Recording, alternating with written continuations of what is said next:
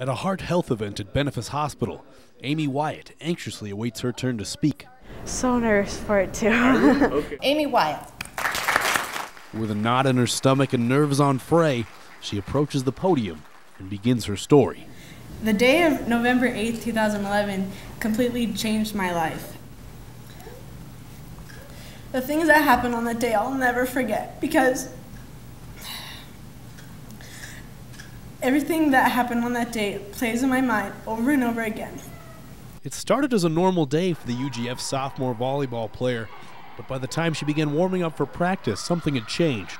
All of a sudden I was in the gym and I noticed that it was getting harder and harder for me to breathe. So I went to the training room and I talked to the trainer, Brad, and I said, Brad, I can't breathe. And she came in and looked very, very pale, and you can tell something was wrong immediately. She described chest pain, she described shortness of breath, having some back pain, and it not going away, it getting tighter and getting worse. Amy Wyatt was having a heart attack at age 19, something unheard of for someone so young.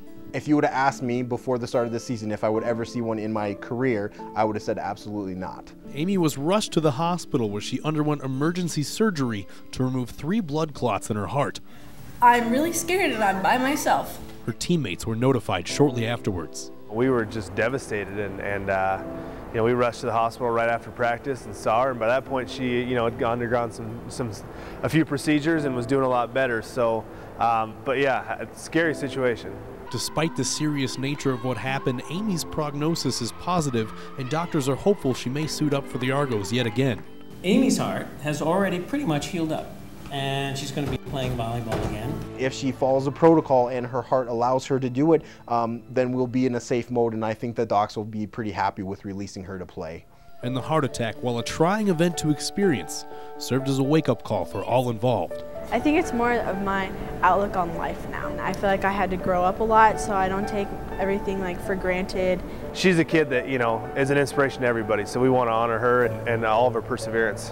So nearly 4 months later, with her coach and teammates in the audience, she puts her heart on display in the hopes that others can protect their own. I want people to realize that this is something that can happen to anybody and not just older people, because anything can always happen to you, you just have to be aware of it. I'm more understanding of my life and I think more thoughtfully for everything that I do.